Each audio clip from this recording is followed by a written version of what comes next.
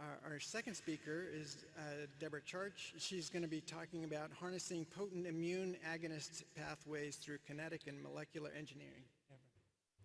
Thank you, James. Good evening, everybody. Can you hear me okay? Yeah? Okay, good. We can't hear anything up there.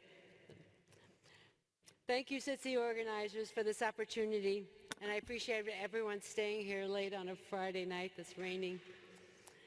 Thinking about this topic, it's interesting when we think about how ideas that are established, after a period of time, they start to feel kind of tired. But then time goes by and there are new developments, and we kind of come back to appreciate these old concepts that now seem maybe new again. So it feels like that's the thread in this Cytokines Reinvented session, so I'm honored to be part of it.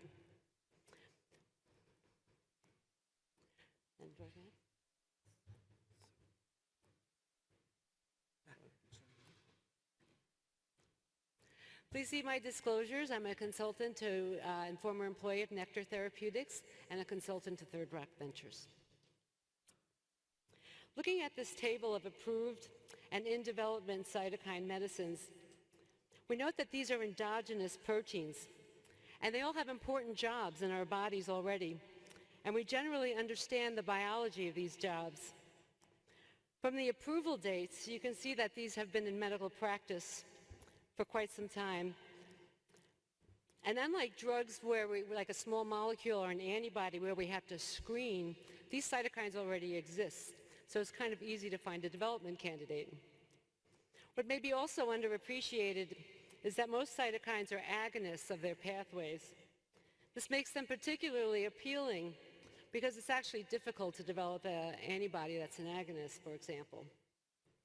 The problem is that these endogenous small proteins are not ideal exogenous medicines due to their poor pharmacokinetics, poor tolerability, and functions which are dependent upon time and location.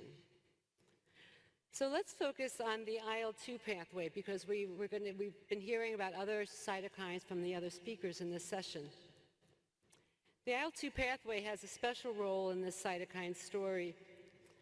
Its job in the body is to function as T-cell growth factor. It's literally food for T-cells. The recombinant form of IL-2 was cloned in the heyday of what used to be called genetic engineering. And it was the first immunotherapy drug approved in 1992 for metastatic renal cell carcinoma. And then again in 1998 for metastatic melanoma. And the company that made this drug was called Chiron. And does anyone remember? Maybe I'm not supposed to mention a company, but I mention it just because my first job in biotech was at Chiron. I was a bench scientist. And I distinctly remember going to the patient days. And these were people who were effectively cured of their metastatic renal cell carcinoma. And they were on clinical trials in the 1980s, if you can believe that. So they were coming back a decade later. But high-dose IL-2, unfortunately, is a misery for patients. There can be severe treatment-related toxicities that are neurological or gastrointestinal or cardiovascular. And on rare occasions, this can unfortunately be fatal. Treatment must be confined to an inpatient setting like a hospital. And in addition, this small protein is cleared super quickly by the kidneys.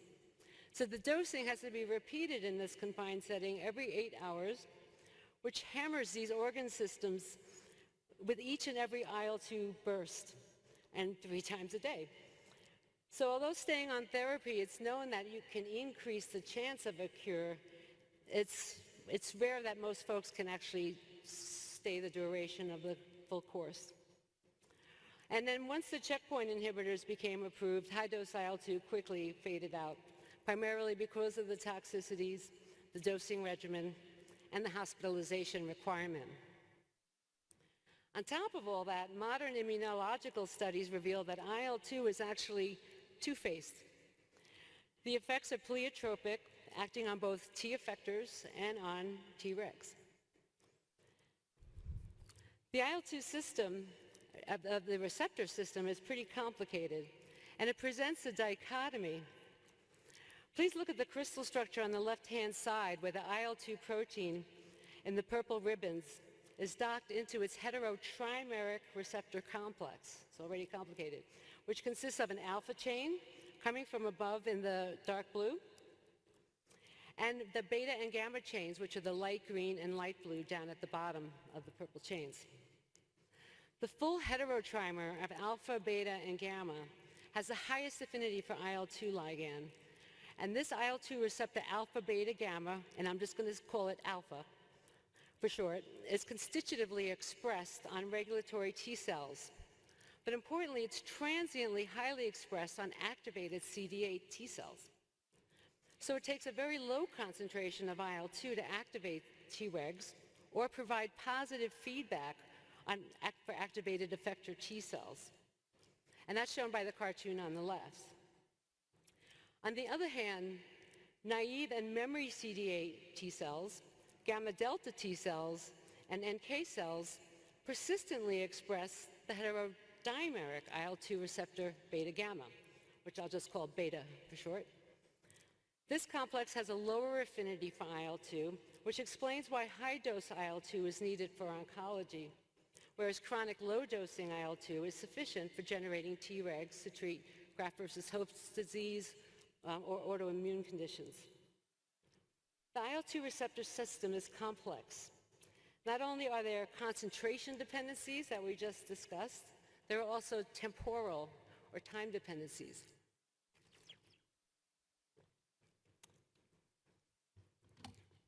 The graph on the left exemplifies what I mean by temporal or kinetic effects, which in our bodies is actually controlled by cells.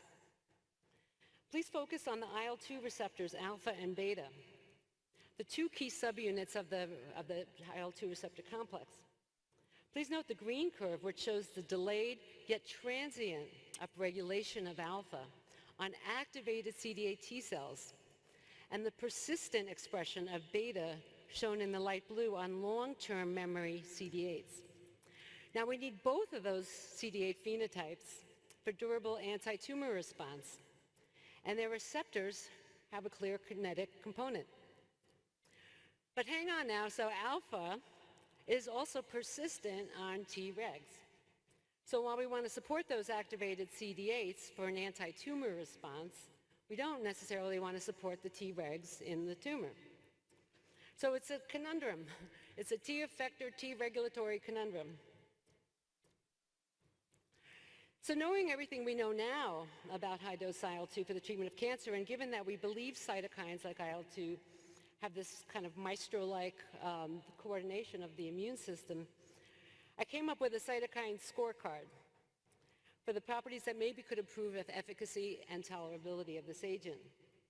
It would be really good, I think, if we can mimic the kinetic effects of IL-2, because we know IL-2 doesn't act all at once. And we'd like an improved dosing regimen for patients to avoid the hospitalizations and toxicities. We know TILs, or tumor-infiltrating lymphocytes, are key for an effective immunotherapy, so we'd like to enhance and sustain those, which I may call CD8s, such that the activated CD8s win out over the Tregs in the tumor. But maybe some Tregs in the peripheral tissues is not such a bad thing. So I would argue that a high CD8 to Treg ratio in tumor, but a lower CD8 to Treg ratio in normal tissue is a reasonable goal. So let's review a few examples that seek to overcome the primary challenges of high-dose IL-2. In the first example on the left, IL-2 is engineered with 4 mutations so that it only binds beta gamma. In fact, the affinity to beta gamma is about 300 times greater compared to the affinity to alpha. This is a remarkable complete switch of how endogenous IL-2 works. This agent expands peripheral CD8s and NKs. It does not activate peripheral Tregs as advertised. In published preclinical models, this agent is active against pretty small, just palpable tumors when dosed once a day. Another interesting strategy shown on the right is IL-2 permanently fused to its receptor alpha, which by virtue of being pre-bound becomes selective to beta. This molecule expands peripheral CD8s and NKs, but not peripheral Tregs. In preclinical studies, this agent was dosed 3 times a day or more and was active against mouse melanoma lung metastases. Please note that that's a fairly sensitive preclinical model, so it's just something to be aware of when you're evaluating mouse tumor models. These beta-selective agonists abolish binding to alpha, so they also abolish the activation of Tregs in the periphery. But maybe some Tregs is not such a bad thing.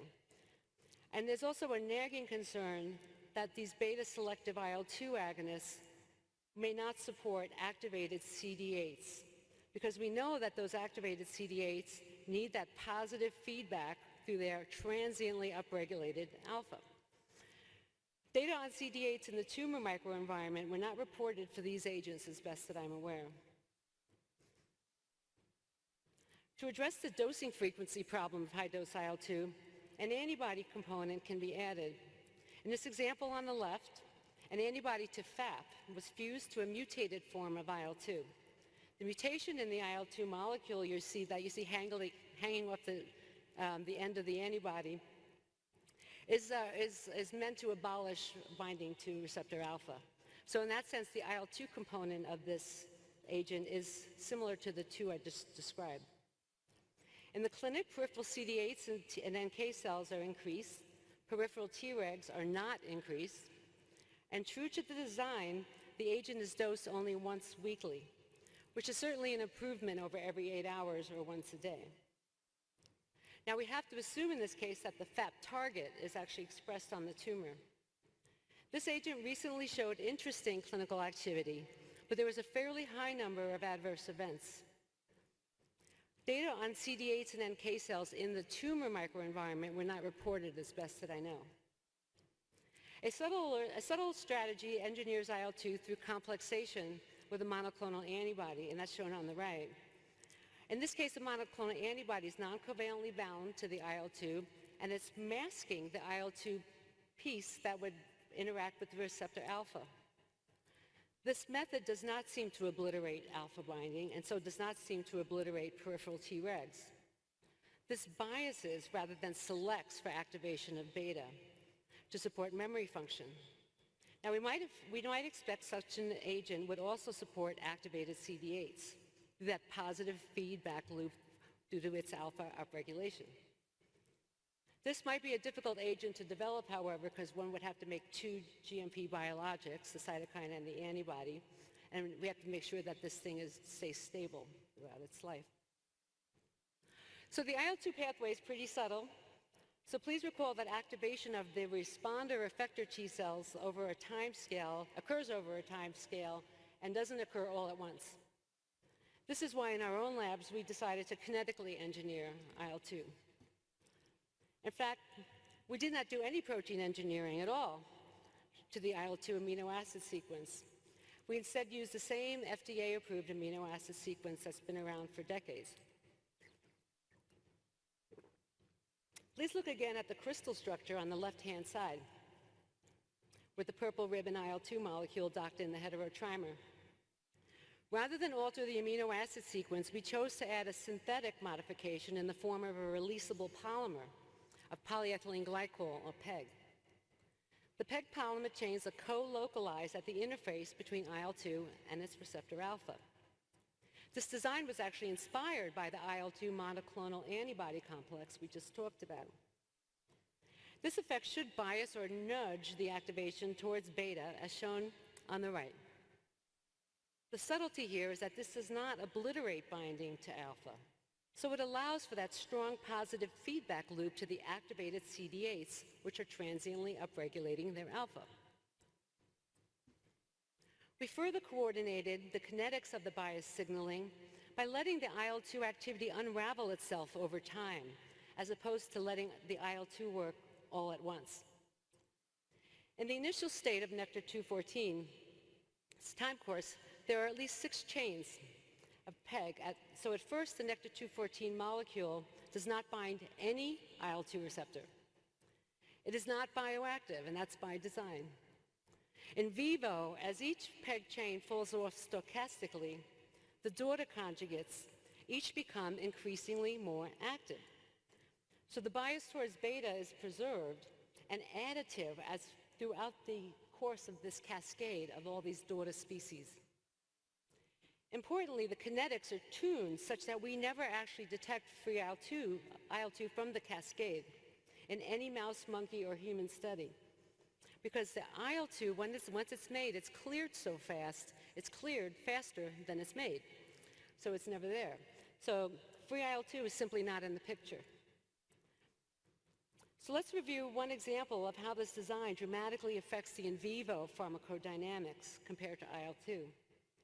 The graph below the release cascade is measuring pSTAT5 signaling in vivo, just downstream from target engagement.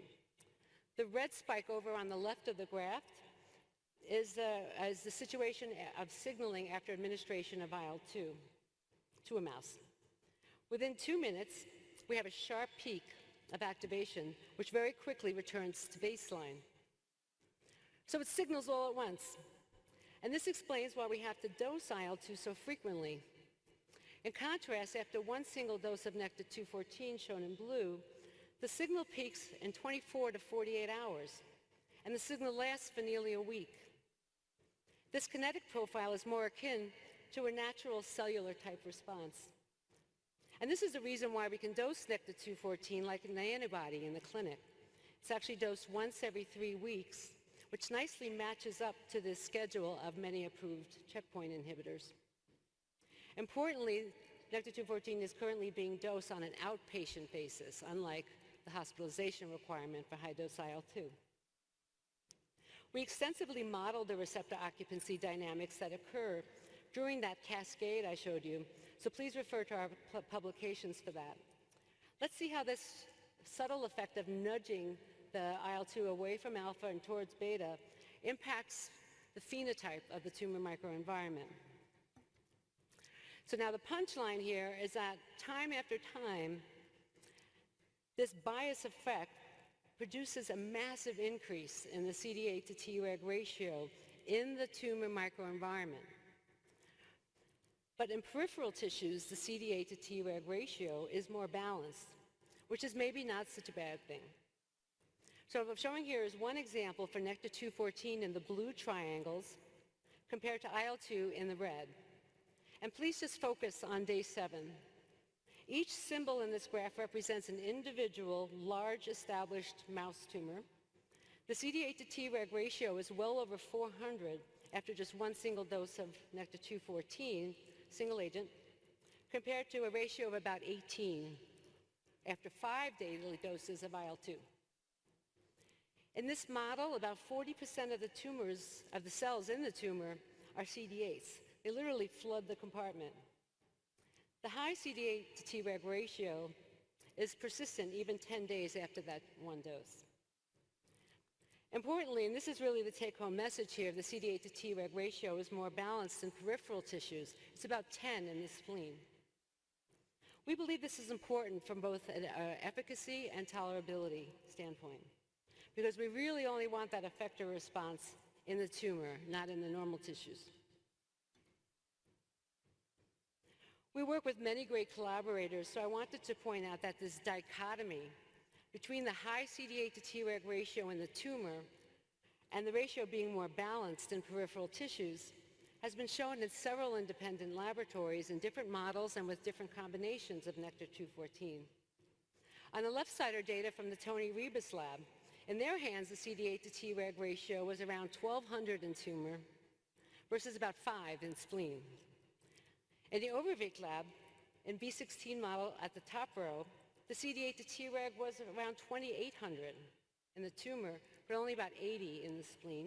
And in yet another model shown below that, the CD8 to Treg was over 200 in the tumor, but only about 1.5 in the spleen.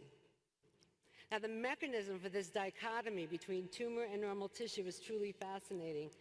And in the interest of time and as a teaser, I'm going to direct you to the poster from Sharma et al., which describes a fascinating mechanism for why Tregs get depleted in the tumor through an interferon gamma and TNF-alpha activity. So this data really demonstrates that when there is positive feedback for activated CD8s, and if they have proper IL-2 food, It creates a situation where the CD8s simply win the numbers game, particularly in the tumor microenvironment. From in vivo imaging studies with the Rebus lab, we find that the CD8s home to the tumor, and importantly, they persist. These imaging results are consistent with the flow cytometric data. The graph on the right shows that we can repeatedly dose Nectar-214 without losing activation in the tumor, as shown by the green line, after the first and second dose of 214. On the other hand, by the time we get to the second cycle of IL-2, which is the one shown in purple, the cells just don't want to do it again. So and also from the single cell data we have, we know that the CD8s in the tumor are highly polyfunctional, secreting 2 or more cytokines. These are really jacked up CD8s. The totality of this data indicates that there is a tug of war between T effectors and Tregs regarding the IL-2 signaling pathway. And for an effective immune response, we want T effectors to win over Tregs in this tug of war in the tumor, but I believe we want to keep the Tregs around in the peripheral tissues. It's gratifying that this important dichotomy I mentioned between tumor and normal tissue manifests in human clinical studies involving Nectar-214. The data to date indicate that the bias design and the ensuing pharmacodynamic response actually is translating pretty well between the mouse and the human. So coming back to where we started, let's please take a look at the cytokine scorecard.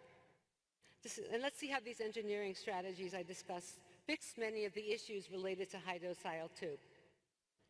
As far as kinetic control, only Nectar-214 provides controlled and sustained activation of IL-2 signaling. The goal of minimizing frequent dosing seems best met by IL-2 agonists that employ an antibody or a polymer conjugation. Although not much data on TILs has been reported for many of these agents, it would seem that the antibody-based designs or Nectar-214 might best support and sustain the TILs. My personal opinion is that we should also be aiming to support peripheral Tregs as much as we can, because that may provide an additional safety margin. All of the agents except the FAP-targeted immunocytokines do not require the expression of a particular target on the tumor. And 3 of the agents are in active clinical development. So taking a step back, I tried to put cytokines in the context of other immunotherapy strategies. I roughly averaged the cytokine-based approaches, so please consider this a very rough generality. But cytokines do have many desirable properties and can function as exquisite regulators of the immune system without requiring a tumor target necessarily, or overtly risking autoimmune disease or toxicities.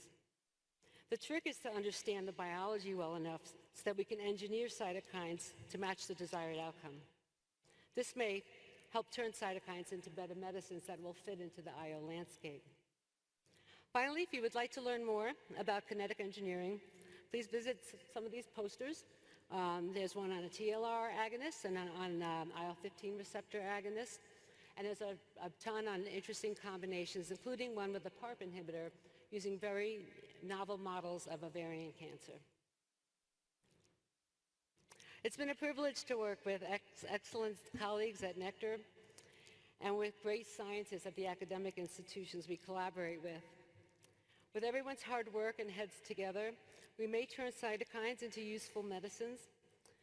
And I wanted to give a particular shout out to Dr. Mario Snow. I don't know if he's here, and if he is, he's probably embarrassed. But he was a very early supporter of this research on the Nectar-214. He was a believer and a supporter with a healthy dose of skepticism at the same time. So we'll hear more about the clinical update from Nectar-214 from Dr. Adi Diab in a moment. So please stick around. And I thank you for listening to this IL-2 story.